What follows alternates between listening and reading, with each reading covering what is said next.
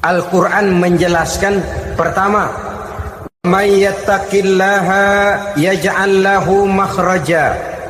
Barang siapa yang bertakwa kepada Allah Subhanahu wa taala, maka dia akan diberikan makhraja. Makhraja itu jalan keluar dari segala macam kesulitan. Jalan keluarnya ada saja. Menurut ukuran kemampuan dia tidak mungkin, mustahil, tidak bisa, mana mungkin. Tapi pada waktunya ada saja jalan keluarnya. Termasuk jenis yang yaj'al lahu makhraja. Orang yang bertakwa kepada Allah selalu diberikan jalan keluar dari segala kesulitan yang dihadapinya.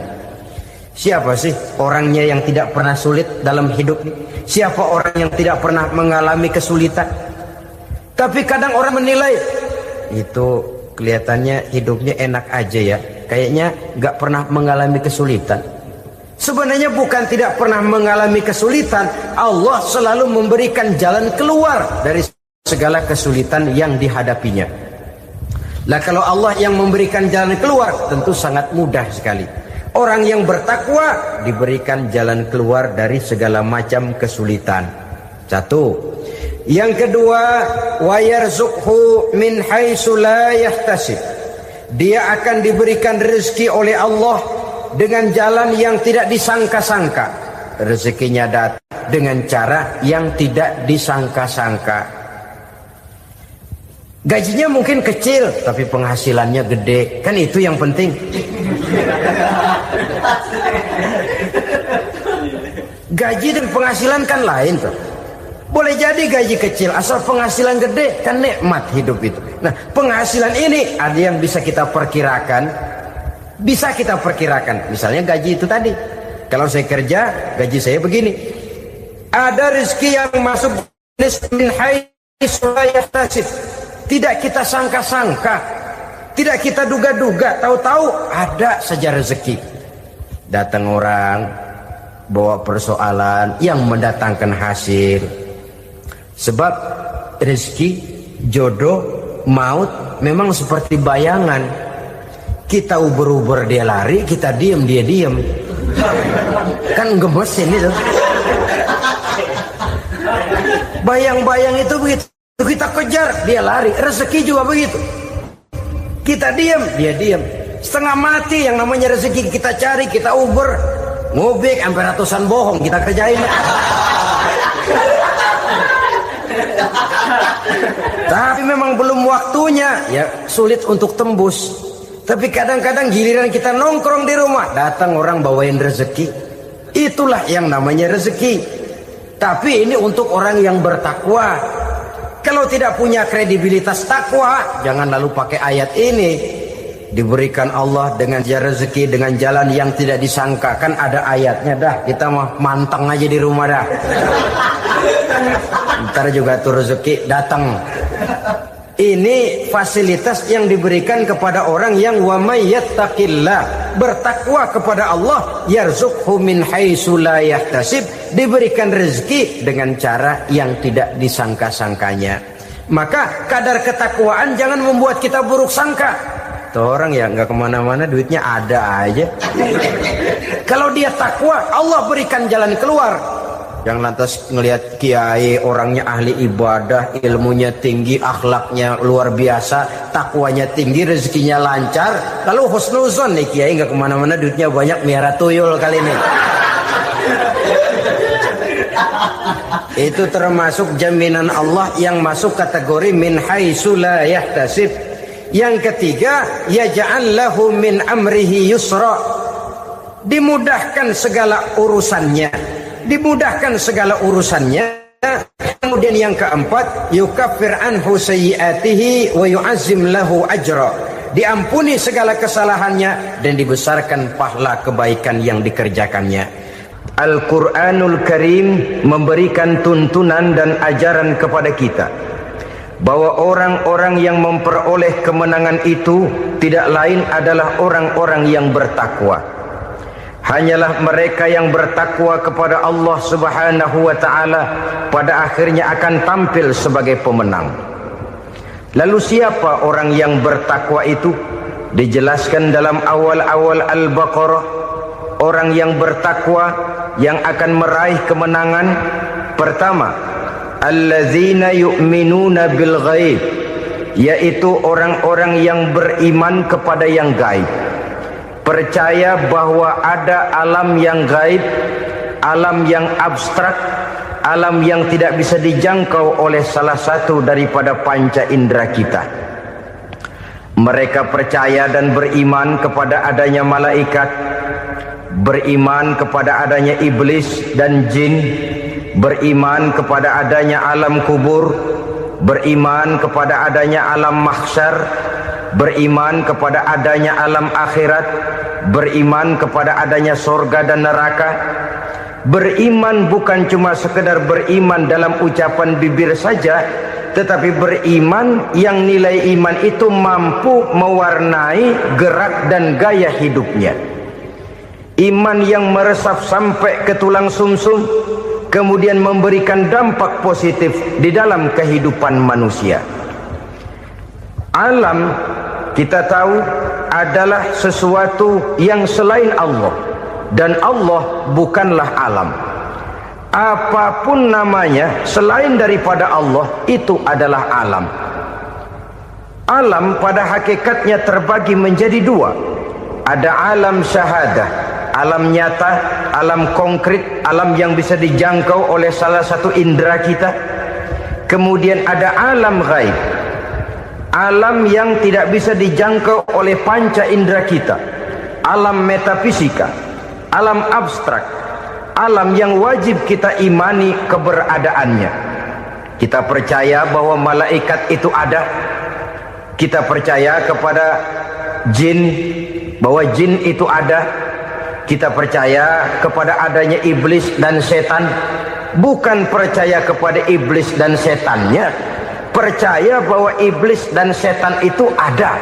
Itu termasuk salah satu daripada sifat orang yang bertakwa kepada Allah.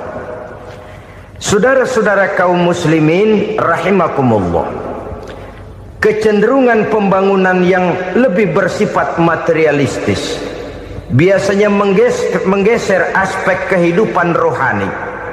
Orang berpikir empiri, dan dalam pola pikir yang demikian, maka alam gaib tidak lagi mendapat perhatian.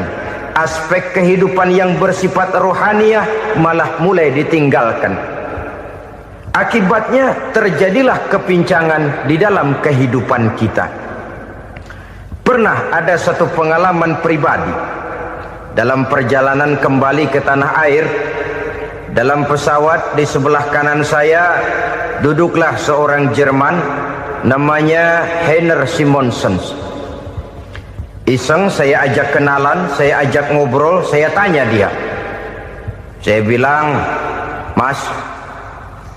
Mas Heiner ini, kalau pesawat yang kita tumpangi ini jatuh ke bawah, kira-kira apa yang bakal terjadi, Mas? Dia bilang, kita semua akan mati. Begitu? Iya. Oke. Apa itu mati? Tanya saya. Dia bilang, untuk tahu apa itu mati, kita harus tahu lebih dahulu apa itu hidup. Saya pikir nih bule bisa ngomong juga. Baiklah kata saya. Apa hidup menurut Anda itu? Oh, hidup itu dia bilang, kalau seluruh anggota badan kita bekerja secara normal, paru-paru memompa darah secara normal, jantung berdetak secara normal, sel-sel tubuh bekerja secara fit, dan organisme tubuh hanya mau bekerja secara normal, dia bilang, kalau kita memberi makan yang cukup, menu yang teratur, dan gizi yang lengkap. Saya bilang, kesimpulannya apa, Ner? Dia jawab, hidup adalah dari tangan ke mulut. Life is from the hand to the mouth, kata dia. Hidup adalah dari tangan ke mulut. Jadi masalah hidup tidak lebih daripada masalah isi perut. Orang pergi pagi, pulang sore, peras keringat, banting tulang, perut yang dibelain. Saya bilang, you are wrong. Sampean salah, Ner. Kamu orang Islam bukan? Bukan. Pantas. Kenapa saya salah? Dia bilang. Ya jelas salah. Salahnya di mana? Kamu ini manusia. Kalau hidup cuma dari tangan ke mulut, saya bilang kambing di kampung saya juga begitu pikirannya, Ner. Itu kambing di kampung saya, asal perutnya kenyang sudah hidup dia. Perkara besok bagaimana, lusa prospeknya macam mana, bulan depan ada apa, kambing nggak pernah mikir. Di kampung saya kambing juga pikirannya begitu.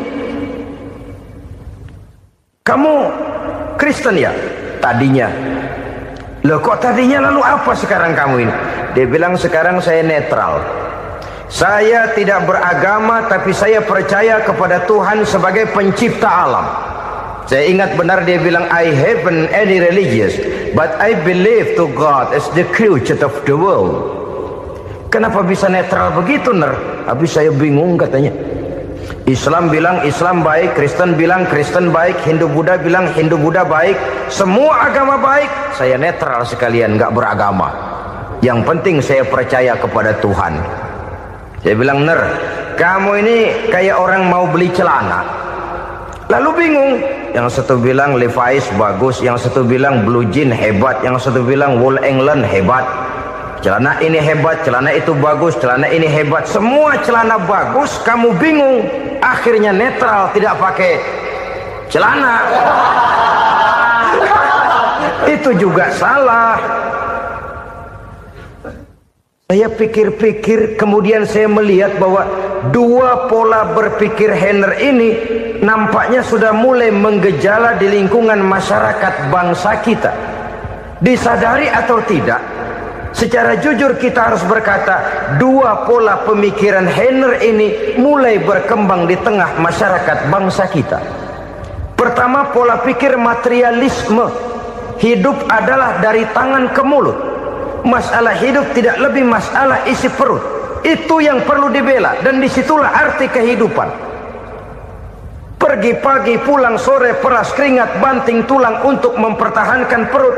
Kalau sudah kemari cara orang berpikir, maka buat apa percaya kepada yang gaib? Untuk apa sholat? Untuk apa puasa? Untuk apa zakat? Untuk apa menghadiri majelis taklim? Tanpa kepercayaan kepada yang gaib, hidup berjalan menurut alur empiris dan materialis. Kalau sudah ke sana cara orang berpikir, biasanya orang lalu cenderung menghalalkan segala cara. Hanyalah orang yang percaya bahwa akhirat ada. Hanyalah orang yang percaya bahwa alam kubur itu ada. Hanyalah orang yang percaya bahwa malaikat itu ada, hidupnya akan lebih terarah dan terkendali.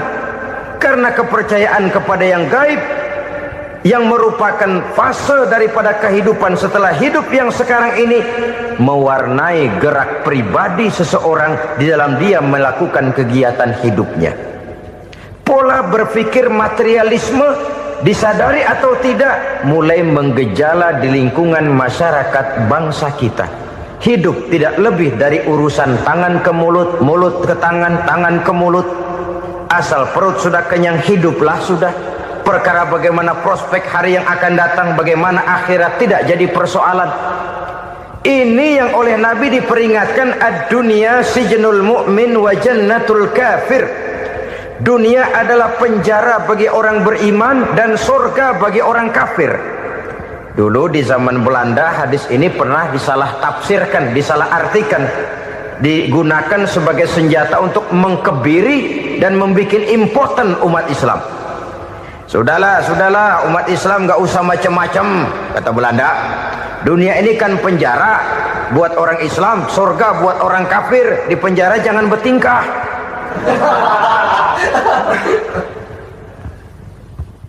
Pengertiannya tidak begitu. Dunia adalah penjara bagi orang mukmin. Artinya dalam kehidupan dunia seorang mukmin tidak bebas memperturutkan hawa nafsunya. Di penjara hawa nafsunya itu. Sebaliknya surga bagi orang-orang kafir. Buat orang kafir surgalah dunia ini.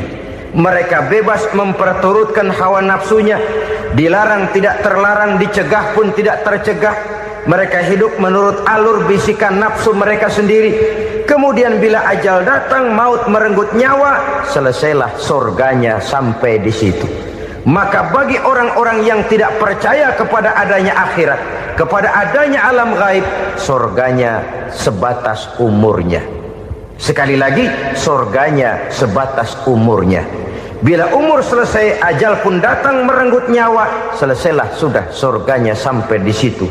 Alangkah pendeknya perjalanan orang-orang yang tidak percaya kepada alam gaib ini. Bagi kita mukmin, jikalau kita mampu memenjarakan hawa nafsu, kita bisa bahagia di dunia ini. Dan Islam memang tidak menyuruh kita sengsara di dunia. Raih dunia, kejar dunia, gapai dunia sebagai alat untuk mencapai kebahagiaan di akhirat nanti. Hidup adalah satu perjalanan panjang yang terbentang sejak kita terlahir dari alam rahim sampai kepada alam akhirat nanti. Andai kata kita gagal meraih kebahagiaan di dunia, toh kita masih punya akhirat. Tapi jangan jadi dalil yang melemahkan semangat. Biarin dah kita di dunia kebelangsak, yang penting akhirat. Akhirnya dunia benar-benar kebelangsak. Bagaimana dunia ini bisa kita raih, dan bagaimana meraih dunia untuk menunjang kepentingan akhirat nanti. Yang kedua, dari pikiran Heiner yang saya lihat menggejala di lingkungan masyarakat bangsa kita, timbulnya manusia-manusia netral. Seolah-olah Tuhan yes, agama no. Sama Tuhan percaya, agama ogah. Tuhan ngangguk, giliran agama godeng. Padahal hampir dalam setiap ayat dalam Quran, kata-kata amanu biasanya bergandeng dengan wa amilus sholihat, iman dan amal soleh. Ini sebagai isyarat Tuhan dan agama jangan pernah dipisah-pisah. Apabila kita bertuhan, maka kita harus beragama. Apabila kita beragama, maka agama itu harus bersumberkan dari Tuhan yang kita imani itu. Tidak mungkin kita pisah, Tuhan yes, agama no. Sama Tuhan percaya tapi agama bikin sendiri. Sembayangnya cukup bengong 2 jam madep ngulon.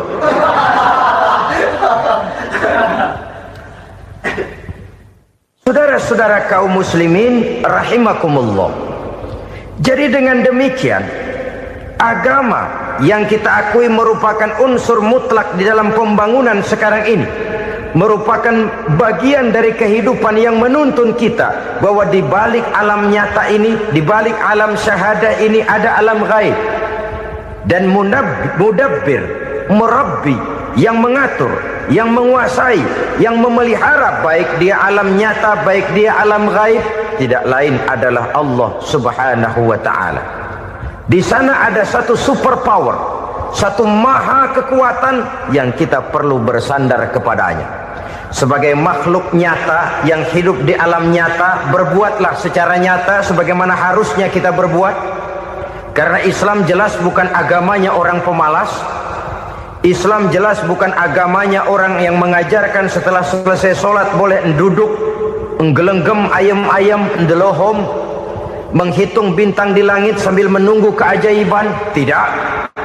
Islam adalah agama yang mengajarkan apabila sholat sudah selesai kamu kerjakan, bertebaranlah di permukaan bumi, cari karunia Tuhanmu. Jangan hidup berpangku tangan menunggu keajaiban. Karena hidup bukan undian. Jangan berharap untung besar tanpa mau peras keringat. Tapi di sebalik itu toh kita juga harus yakin bahwa di sisi usaha nyata yang kita lakukan ada satu super power, satu maha kekuatan gaib yang menentukan berhasil dan tidaknya usaha kita. Kepercayaan kepada hal semacam inilah yang mendorong kita untuk mempunyai sandaran vertikal, agar jikalau usaha ini berhasil, kita tidak lupa diri dan lupa daratan. Jikalau usaha ini gagal, kita tidak putus asa dan buruk sangka, tidak cupik pandangan dan sempit hati, tapi mampu melihat persoalan dengan kacamata putih sambil husnuzon kepada Allah Subhanahu wa ta'ala. Kita percaya malaikat itu ada yang namanya Raqib dan Atid, mengawasi gerak hidup kita sampai kepada gerak hati kita. Ini memberikan sugesti agar kita berhati-hati, tidak sejengkal tanah pun kita bisa berlindung dari pengawasan rakib dan atid. Ada munkar nakir yang akan menyoal kita di alam kubur. Ada malaikat Malik, penjaga neraka. Ada malaikat Ridwan yang menjaga surga. Kita percaya kepada adanya jin, kita percaya kepada adanya setan, iblis. Percaya kepada adanya, bukan mempercayai si setan, si iblis lalu menjadikannya sebagai teman. Tidak. Percaya bahwa mereka itu ada dan merupakan makhluk Allah yang gaib yang diciptakan Allah Azza wa Jalla. Kepercayaan kepada alam gaib memberikan motivasi terhadap gerak lahir manusia, sehingga dengan motivasi kepercayaan kepada yang gaib, gerak lahir jadi lebih terarah, jadi lebih terpelihara. Pernah seseorang bertanya, "Pak, apakah adanya akhirat bisa dibuktikan secara ilmiah?" Saya bilang tidak bisa, tidak bisa. Kenapa? Karena yang berangkat nggak pernah pulang kemari lagi. Kalau dia pulang kemari bisa kita tanya bagaimana enak di sono. Cuma secara moral saya katakan, lebih beruntung orang yang percaya kepada akhirat daripada yang tidak. Sekarang saudara percaya akhirat ada, lalu saudara baik-baik di dunia, sholat, puasa, zakat, menolong orang lain, menebarkan kebajikan. Saudara mati, andai kata akhirat tidak ada, toh dalam hidup saudara sudah berbuat baik. Paling tidak nama saudara akan dikenang sebagai orang baik.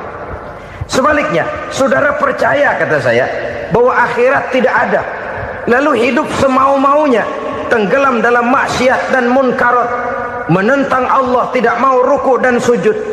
Lalu saudara mati, kemudian akhirat ada. Ayo, mau apa? Bekal tidak punya. Jadi secara moral lebih beruntung orang yang percaya kepada adanya akhirat daripada yang tidak percaya. Dan itu alam gaib yang tidak bisa dibuktikan secara eksakt. Jangankan untuk membuktikan seperti itu, dalam kehidupan sehari-hari saja yang kita rasakan tidak selalu berbentuk toh. Angin, bagaimana sih bentuknya angin? Kita tidak tahu. Merah, buktinya kalau dikerok merah. Yang merah itu kulit, yang kulit kita bukan anginnya. Sakit, rasa sakit itu ada, tapi bagaimana bentuk sakit kita nggak pernah tahu. Kalau kita makan cabai pedas, bagaimana bentuk pedas itu tidak ada, tapi rasa ada. Bentuk pedas hijau, cabenya bukan pedasnya. Tidak semua yang kita rasakan bisa kita gambarkan dalam bentuk yang konkret. Oleh karena itu, sekali lagi bahwa kepercayaan kepada alam yang gaib mampu memberikan satu sugesti yang menata kehidupan seseorang lebih lurus, lebih terarah, dan lebih terkendali. Maka wajar kalau kepercayaan kepada yang gaib mengantarkan seseorang untuk meraih kemenangan. Kenapa? Dia percaya kepada yang gaib, bahwa akhirat ada, bahwa alam kubur ada, bahwa pertanggungan jawab itu ada. Maka dia lalu tidak hidup saenae udele dewe, gitu loh. Tidak hidup menurut seleranya sendiri, terarah, teratur. Ini cirinya yang pertama. Orang bertakwa yang akan meraih kemenangan, mereka beriman, mereka percaya kepada yang gaib. Bahkan hal-hal konkret saja selalu berangkat dari yang gaib. Saudara-saudara, para remaja, para pemuda sekarang ini tidak pernah tahu toh siapa yang akan jadi teman hidup saudara. Kita bisa saja ngerancang, mentargetkan, tapi toh akhirnya yang namanya jodoh bukan kekuasaan kita. Rezeki di luar kemampuan kita. Begitu juga ajal. Maut, jodoh, ajal adalah contoh-contoh konkret bahwa pada akhirnya yang gaiblah yang menentukan. Bertahun-tahun ngelancong, emang jodoh seret, nggak jadi.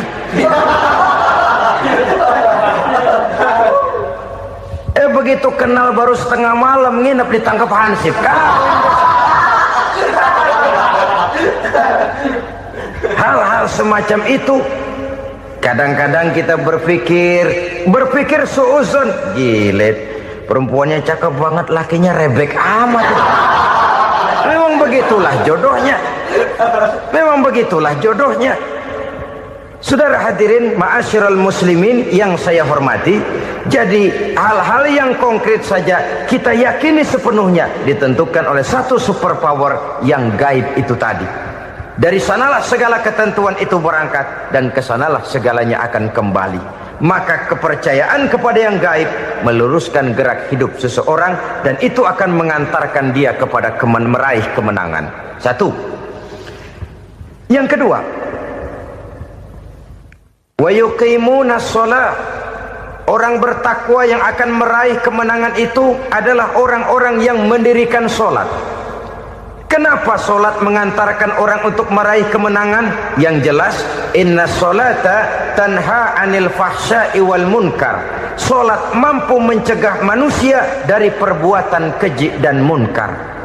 Banyak filsafat hidup yang terkandung di dalam sholat ini.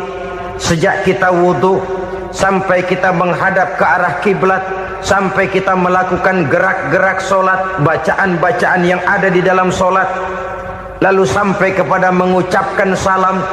Banyak filsafat hidup yang terkandung di dalam sholat.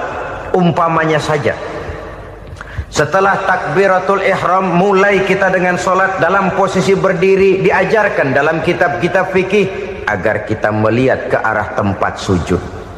Ini kan filsafat kehidupan. Kalau kamu sholat dalam posisi berdiri, lihat tempat sujud. Jangan sholat mata jelalatan, sebab nanti bisa mengurangi kekhusyuan. Jadi wajar kalau yang dikatakan bahwa yang paling afdol adalah shaf yang di depan. Kenapa? Secara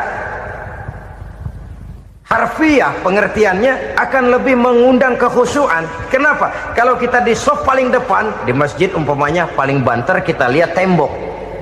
Tapi kalau kita shaf di tengah atau di belakang, orang-orang di depan kita pun akan kelihatan. Yang bajunya loreng, yang bajunya genggang, yang bajunya macam-macam. Kita lihat, kadang-kadang kita pikirin, ada yang bajunya bolong. Kita sholat tapi dalam hati, nih orang bajunya robek yang nggak tahu apa. Ada saja hal-hal yang mengusik kekhusyuan kita. Oleh sebab itu diajarkan dalam posisi berdiri, lihat, arahkan pandangan matamu kepada tempat sujud. Ini kan filsafat kehidupan. Maksudnya apa? Kalau lagi diri lihat dong tempat sujud. Kalau udah di atas ingat dong sama yang bawah. Kalau sudah tinggi ingat dong dari mana kamu berangkat. Kalau sudah berkuasa bantu dong yang lemah. Kalau sudah kaya santuni dong yang miskin. Kalau sudah alim bimbing dong yang awam. Ini filsafat kehidupan. Dalam posisi berdiri kau lihat tempat sujud. Ini akan melahirkan kepekaan sosial di mana seseorang mau tahu kepada orang lainnya. Bagaimanapun kaya kita, tinggi pangkat dan jabatan kita, jikalau hidup hanya untuk kepentingan perut sendiri saja, rasanya belum membawa manfaat di dalam kehidupan kita. Tapi efek yang tertinggi sesungguhnya, sholat mencegah manusia dari perbuatan keji dan munkar. Perbuatan keji dan munkar walaupun kelihatannya mendatangkan uang, membawa keuntungan, tapi itu keuntungan semu, keuntungan sementara. Dengan menipu orang lain kita bisa dapat untung, tapi tidak membawa berkah. Dan itu adalah kerugian besar dalam kehidupan kita. Maka untuk meraih kemenangan harus dimulai dengan membentuk kepribadian yang tegar, memiliki sandaran vertikal yang langsung kepada Allah Subhanahu wa ta'ala. Dan itu hanya bisa kita tempuh melalui jalur ibadah formal yang sudah ditentukan Allah, yakni sholat yang 5 waktu. Untuk memperkuat itu ada sholat-sholat sunnah, rawatib, nawafil sebagai terminal-terminal kontrol cadangan untuk memelihara stabilitas temperatur batin di dalam kita berhubungan dengan zat yang maha gaib, yaitu Allah Subhanahu wa ta'ala. Orang sering bertanya, Pak, itu tetangga saya nggak sholat, duitnya nggak habis-habis Pak. Nggak sholat tapi mobilnya tambah terus. Nggak sholat tapi usahanya makin maju. Tapi di sisi lain ada orang yang rajin sholat, rezekinya butak bener. Anaknya mana kurus, mana korengan. Saudara hadirin, ma'asyiral muslimin rahimakumullah. Harus saya katakan bahwa sholat memang bukan untuk cari duit. Sholat adalah sandaran vertikal kita kepada Allah. Sedangkan soal rezeki itu berkaitan dengan sifat Allah Maha Pengasih dan Maha Penyayang. Allah Maha Pengasih, siapapun dikasih kalau mau usaha. Allah Maha Penyayang, tidak semua orang disayang oleh Allah Azza wa Jalla. Dan belum tentu banyak harta itu merupakan nikmat. Mungkin juga istidraj. Artinya istidraj itu dikasih tapi diambulin, kalau bahasa Betawinya itu. Dikasih tapi diambulin, itu bukan merupakan nikmat sesungguhnya, lebih merupakan azab dari Allah Subhanahu wa ta'ala.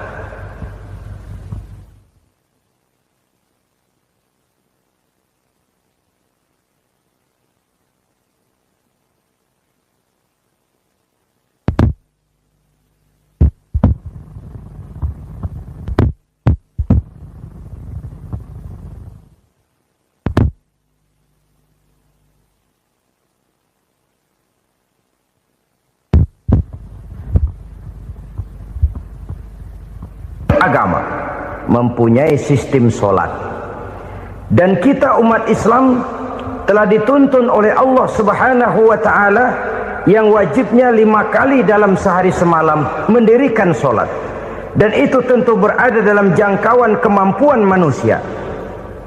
Pada awalnya barangkali kita memang merasa sholat itu satu kewajiban, tapi semakin kita hayati makna, manfaat dan filsafat yang terkandung di dalam ajaran sholat, semakin sampai kita kepada keyakinan bahwa sholat adalah keperluan kita. Sehingga pada waktu tertentu dinilai puncaknya, kita tidak lagi akan berkata saya wajib sholat, tapi kita akan berkata saya perlu sholat.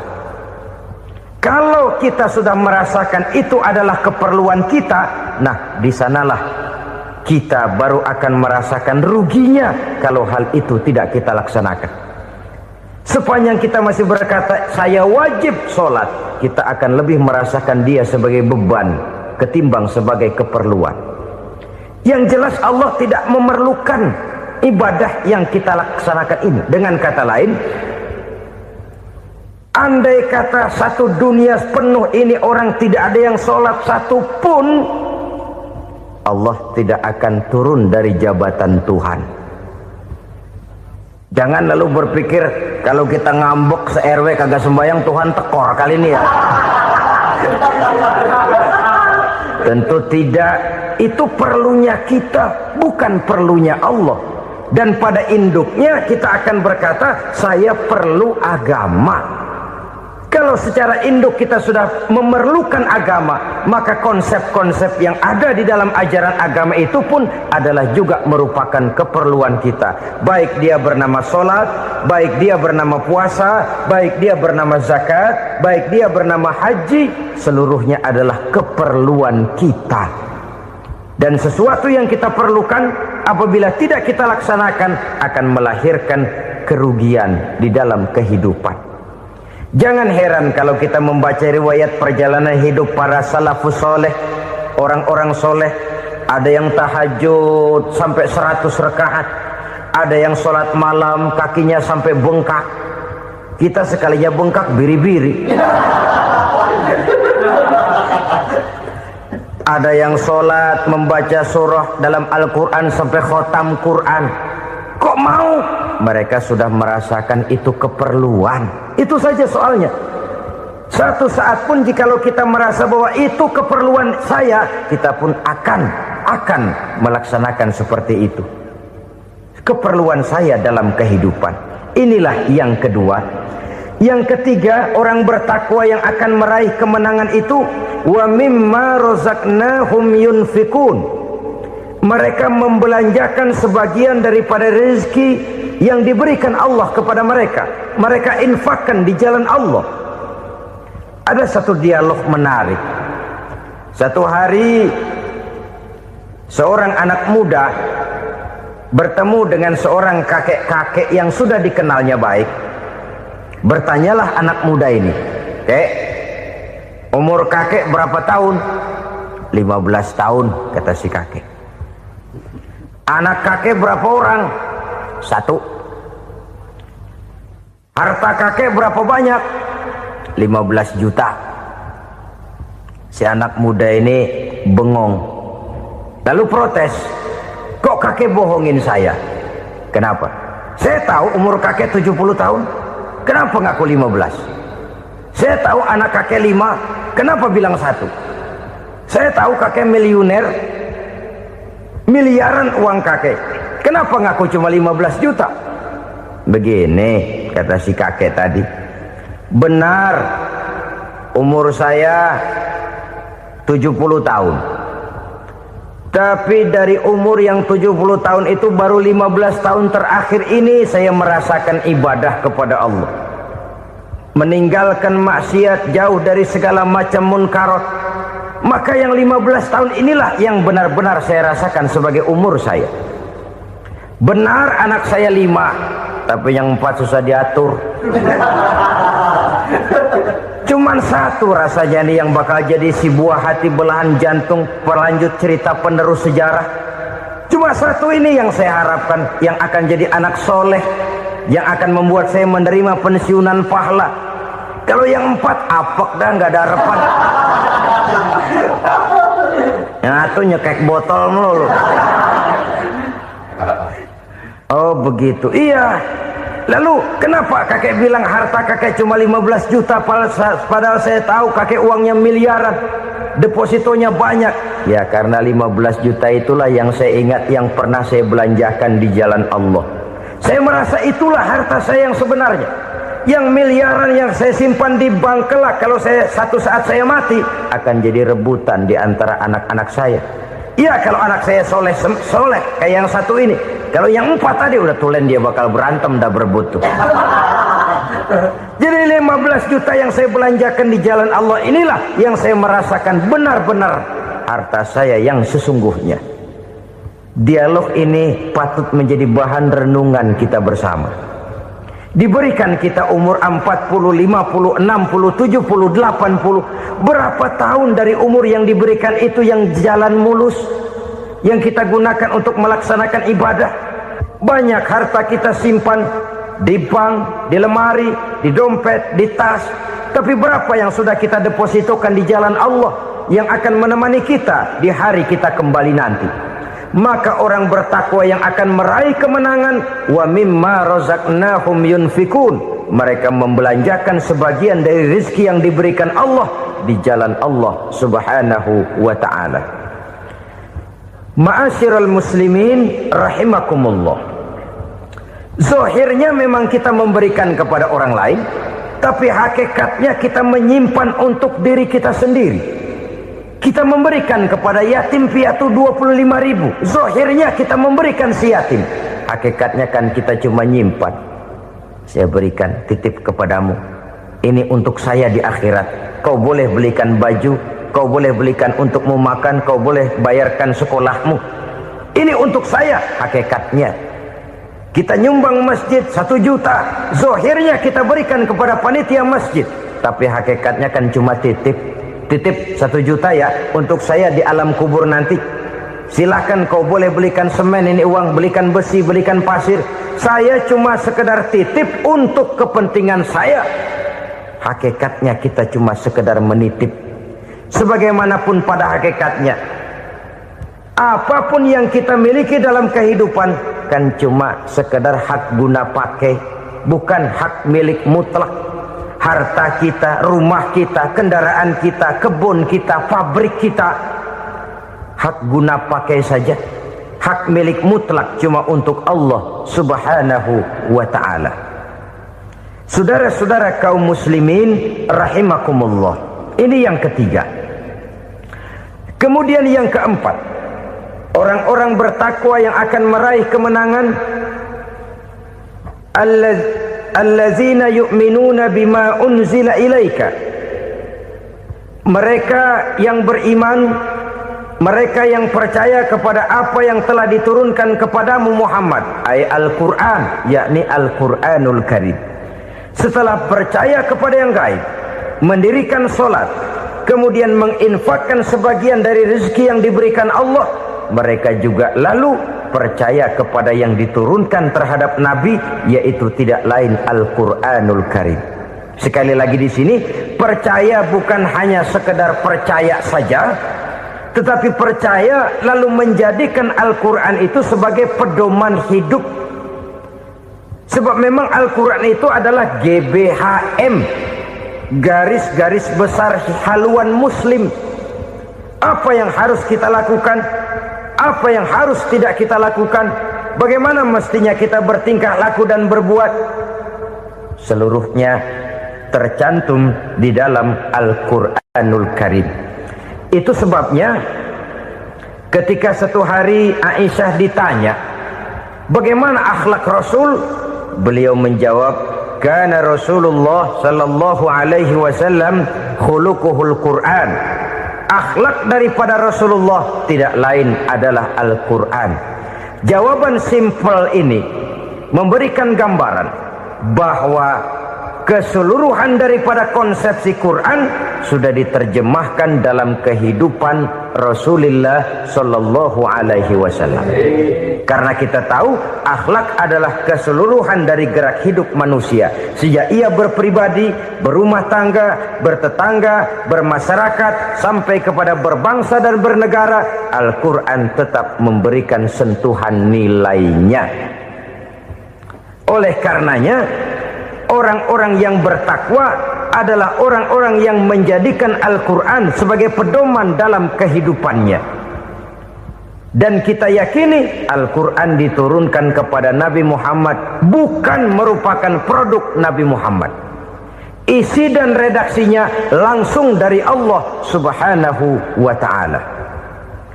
Kemudian cirinya yang kelima, orang bertakwa yang akan meraih kemenangan itu, wa ma unzila min qablika. Tidak hanya sekedar percaya kepada yang diturunkan terhadap Nabi Muhammad, yaitu Al-Quran, mereka juga percaya kepada apa yang pernah diturunkan kepada para nabi, kepada para rasul sebelum Nabi Muhammad. Percaya kepada adanya suhuf, percaya kepada adanya Taurat, percaya kepada adanya Injil, percaya bahwa Allah dahulunya sudah menurunkan Taurat kepada Musa, percaya bahwa Allah sudah menurunkan Injil kepada Isa, percaya Injil ada, Taurat ada, diturunkan Allah untuk Isa dan Musa, tetapi tidak wajib mengamalkannya karena kita sudah diberikan Al-Quranul Karim. Ini yang perlu saya garis bawahi. Kita percaya Allah telah menurunkan Injil dahulu kepada Isa. Kita percaya bahwa Allah telah menurunkan Taurat dahulunya kepada Nabi Musa. Kadang-kadang ini dijadikan dalih, dikacaukan pengertiannya. Quran saja mengajarkan bahwa orang yang bertakwa harus percaya kepada Injil, maka pakailah Injil. Apalagi kalau ayat sebelumnya ditilap, dihapus, dihilangkan, Injilnya yang ditekankan, maka akan terjadilah penekanan yang salah arah. Karena salah arah akhirnya bisa merusak dan menghancurkan akidah. Ketika Rasul suatu saat pernah ditanya orang, ya Rasul, bagaimana sikap kita sebagai muslim terhadap Injil yang ada sekarang? Beliau menjawab, la tukadzibuhu jami'an wa la tusaddiquhu jami'an.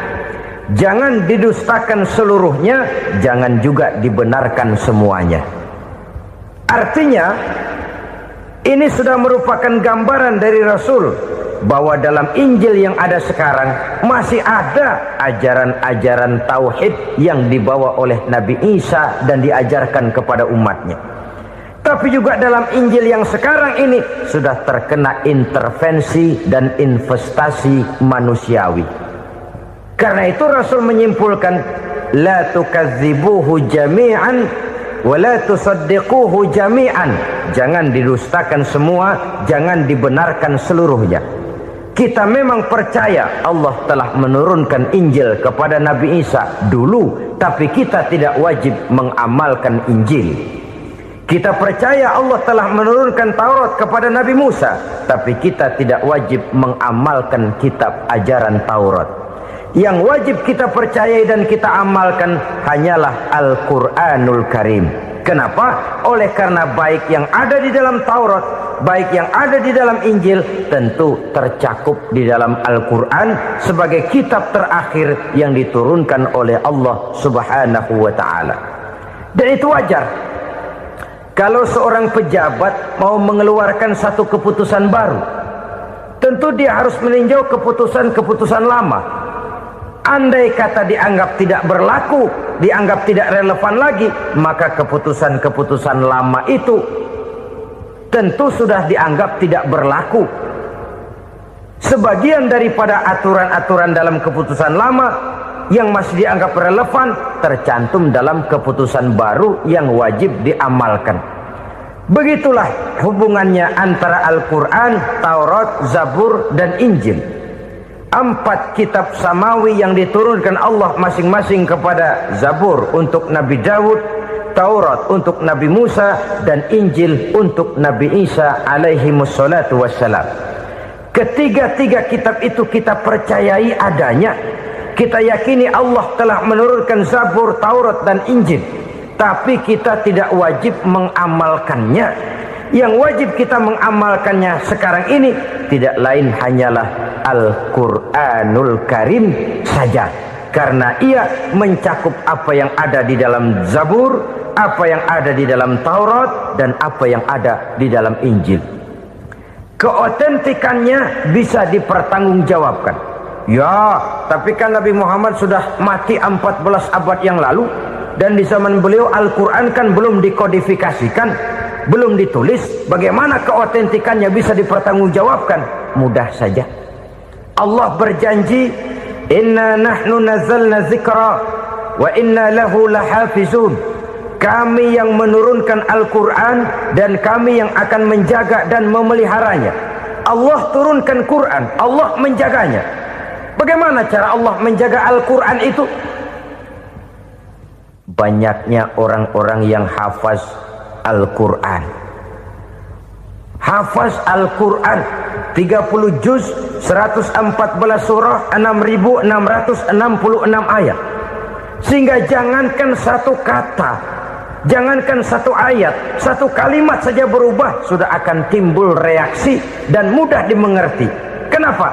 Banyak orang-orang yang hafaz Al-Quran.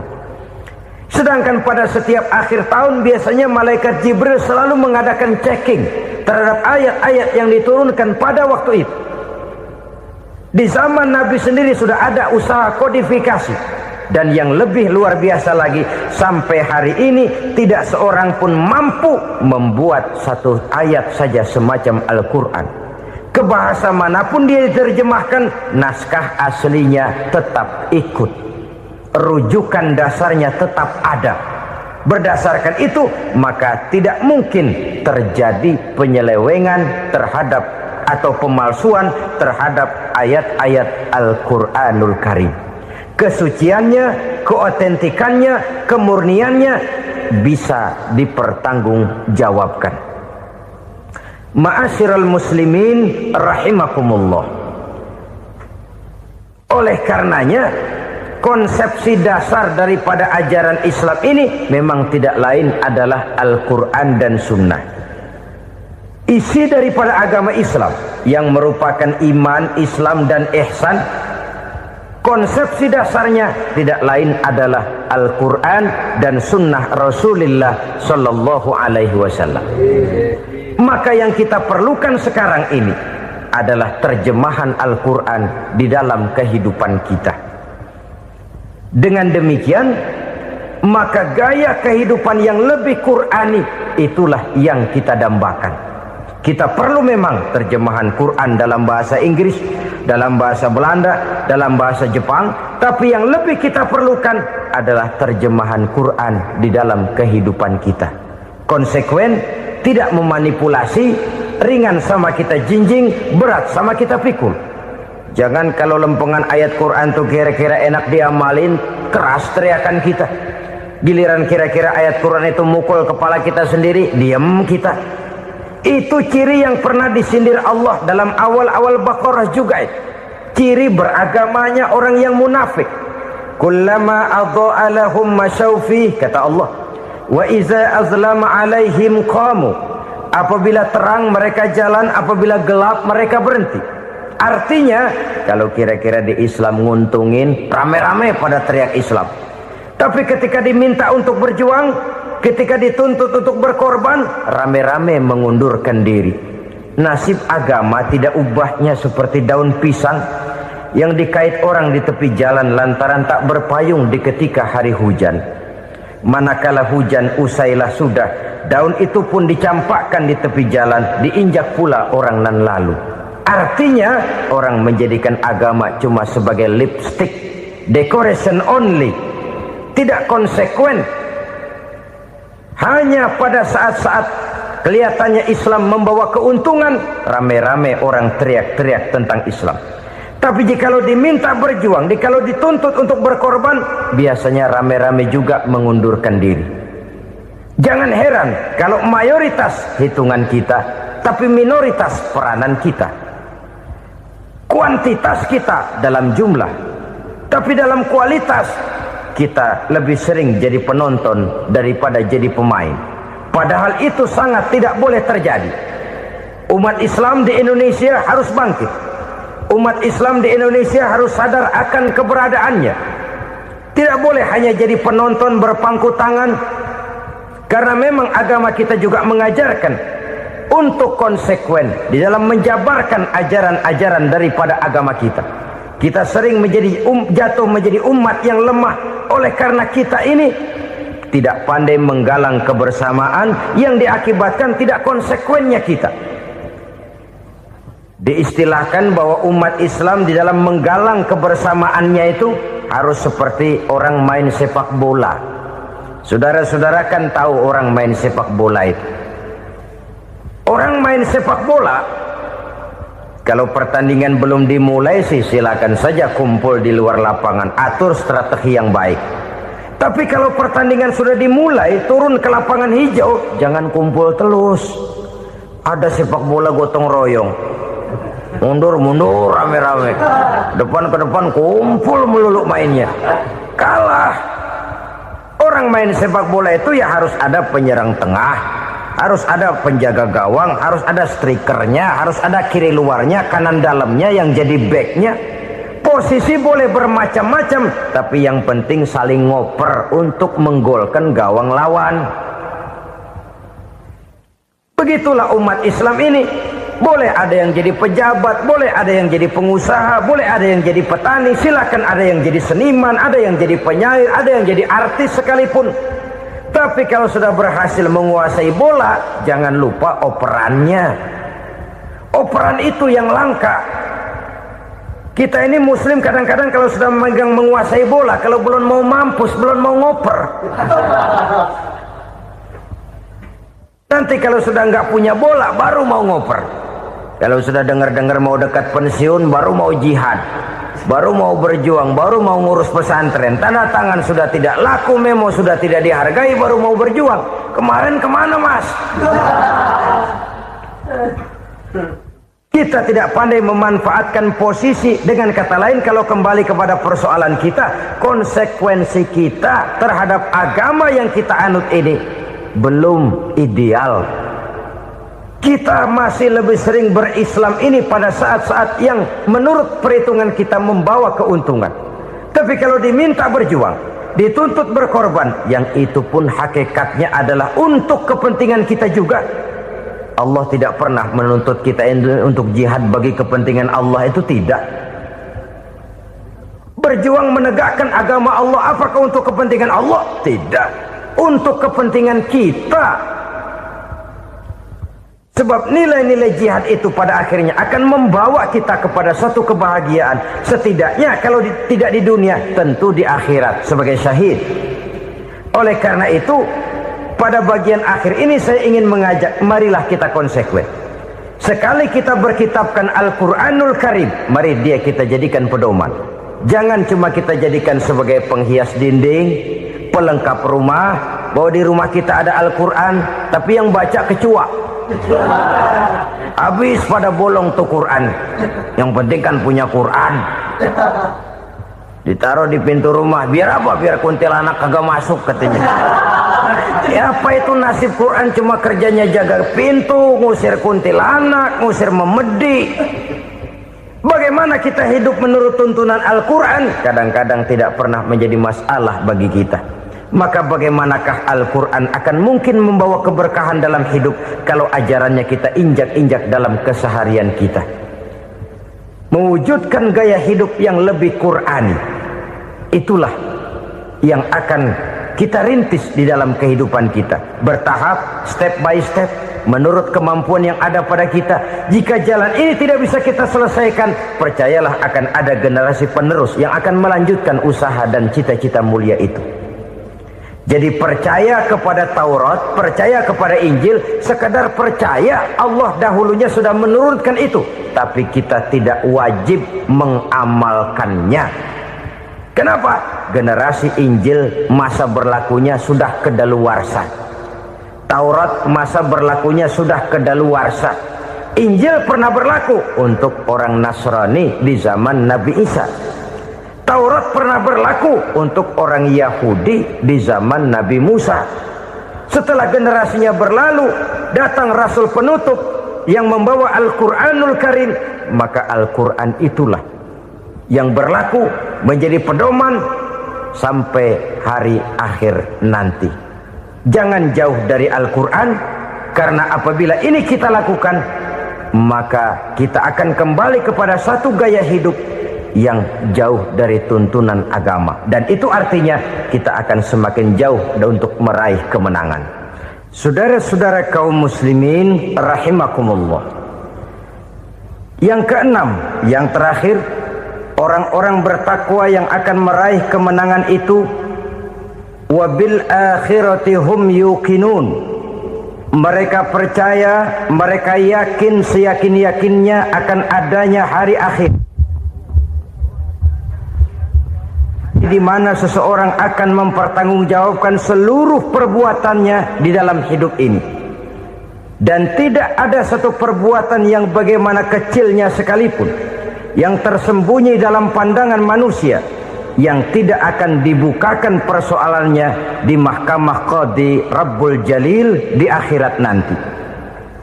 Itulah sebabnya maka percaya kepada akhirat disebut secara khusus. Padahal di awal tadi sudah dijelaskan yu'minuna bil ghaib, percaya kepada alam gaib, dan alam gaib ini termasuk akhirat. Kenapa pada bagian akhir disebut lagi akhirat? Karena ternyata bahwa kepercayaan kepada adanya akhirat merupakan induk dari kepercayaan terhadap adanya malaikat, setan, jin dan lain sebagainya, dan akan lebih memberikan sugesti dalam kehidupan manusia untuk meluruskan gerak hidupnya. Jikalau satu saat tergerak hati akan berbuat kejahatan, ingin mencuri, sadarlah, awas ada akhirat. Sebab kalau kita cuma teriak awas ada polisi, itu cuma tertunda sementara, begitu polisi meleng embat. Kalau kita ingin berbuat jahat cuma berteriak awas ada hansip, cuma sementara, kehansip itu ada. Tapi kalau ceritanya awas ada akhirat, mau menyeleweng awas ada akhirat, mau berjudi awas ada akhirat, mau mencuri awas ada akhirat. Keyakinan yang akan meluruskan gerak hidup manusia sehingga gerak itu jadi lebih terarah dan terkontrol, tidak merugikan baik diri sendiri, lebih-lebih orang lain. Ternyata bahwa kepercayaan kepadanya adanya hari akhirat sanggup menjadi sumber daya kontrol dari kehidupan manusia, sehingga ia tidak terjebak dalam perbuatan maksiat dan munkarat.